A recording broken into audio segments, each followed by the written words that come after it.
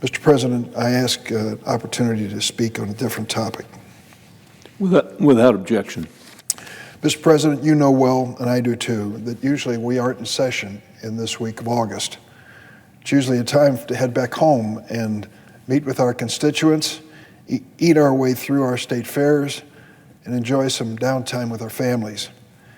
This year I was looking forward to a visit by some of my grandkids to Springfield, where Loretta and I have a week or two of just getting to know the kids again. We didn't get to see them much last year because of COVID-19, and I was looking forward to the opportunity this year. But because we're in session, I was unable to. We hope maybe in a few days that changes. I think about those grandkids, all of my grandkids, 6 of them at this point, proud to say, and what kind of world we're going to be leaving them. A new school year is right around the corner, and along with all the normal supplies, they'll be buying face masks. For a young child, this pandemic must be confusing and scary. As a parent, you want to be honest with them, but you want to reassure them that everything's going to be okay. That goes for all the challenges of our day. Starting with climate change. This morning, the UN Intergovernmental Panel on Climate Change released its first report in 8 years. It's an alarm bell to the world, warning that our climate is changing much faster than we anticipated. I'd like to read a couple paragraphs from this morning's New York Times because they summarize these UN reports and do that summary so well. Nations have delayed curbing their fossil fuel emissions for so long that they can no longer stop global warming from intensifying over the next 30 years, though there is still a short window to prevent the most harrowing future. A major new United Nations scientific report has concluded. Humans have already heated the planet by roughly 1.1 degrees Celsius or 2 degrees Fahrenheit since the 19th century, largely by burning coal, oil, and gas for energy. The consequences can be felt across the globe. This summer alone, blistering heat waves have killed hundreds of people in the United States and Canada. Floods have devastated Germany and China. Wildfires have raged out of control in Siberia, Turkey, and Greece. So what do we say to our kids about this? Dad, Granddad, what are you doing about this? How do we reassure our kids that the planet they inherit is still going to be livable? Words aren't enough. Denial certainly isn't a plan. We need to do something. And we need to do what generations of Americans before us have done. Face reality, face the challenges squarely.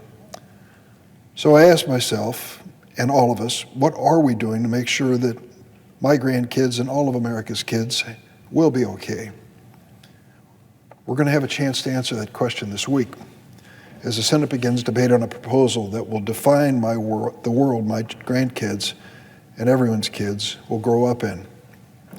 President Biden's plan to build back better is the most ambitious investment in America's future in a generation.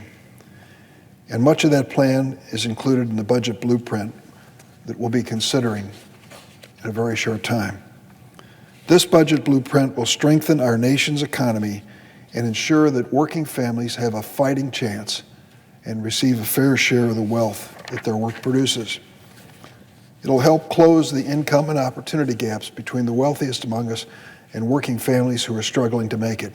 And most importantly, it will give American workers the tools they need to outcompete any country in the 21st century.